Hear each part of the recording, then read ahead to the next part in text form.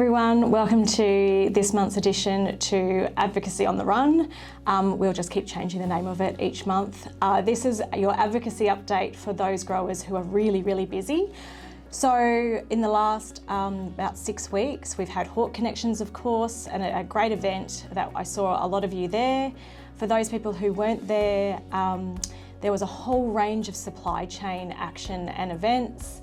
One of the things that I wanted to shout out is to Young Horties. So Young Horties is a group of people, apparently you have to be under 40, which is really disappointing for me, but really great for the next generation of growers. So if you haven't heard of Young Horties, I would encourage everyone to get on board and see what they're doing. They're about inspiring the next generation of growers.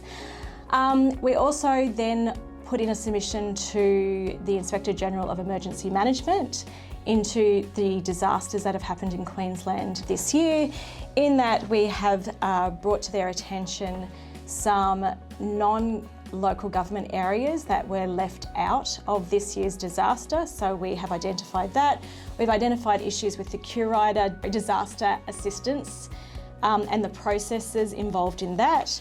We also then called out that the need for simplifying access digitally. So we know that growers, when you lose power, of course you lose your computer access, that growers don't always have the ability to look at the phone, and the phone's very small for any growers with glasses, in that we're trying to increase the accessibility for people who can't access them the way that it is currently.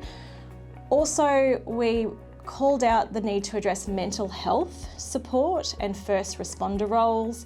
Also the improved timing of support rollouts, because we know we have to get back to work really quickly, and the assistance that is currently there is not quite quick enough. The other thing that has been going on, I met with QAFFI. So for those of you who don't know who QAFFI is, it's a link between the Department of Primary Industries and the University of Queensland, or the government and the University of Queensland. It's the Queensland Alliance of Agriculture Food Innovation.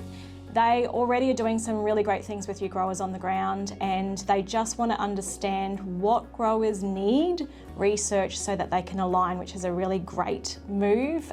So we're going to be working more closely with them. I went to a responsible investment session in Sydney. It was interesting. Investors are finding Australian farmland really interesting for their diversification of their portfolios. Also, it gave us some understanding in whether you invest in the crop itself or the farmland, because people are investing for two different reasons. The Fair Work Horticulture report came out. Really great news for Queensland, really great news for Queensland growers.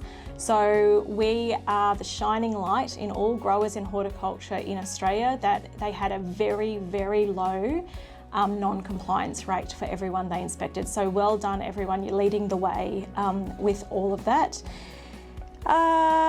Pollination and bees. So I also spoke at the Queensland Beekeepers event, and we're going to do some pretty big work on going from handshake deals and pollination to some planned pollination, and we're really going to need to. The more I hear about varroa mite and the way that it has changed the face of pollination, the more I know we have to be on the front foot about that.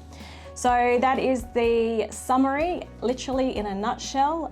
If you ever need any more information, there's also been a 3.5% pay increase, but we are continually sending you information to access all that you need to know about that. Otherwise, call me, I'm always happy to chat. Thank you.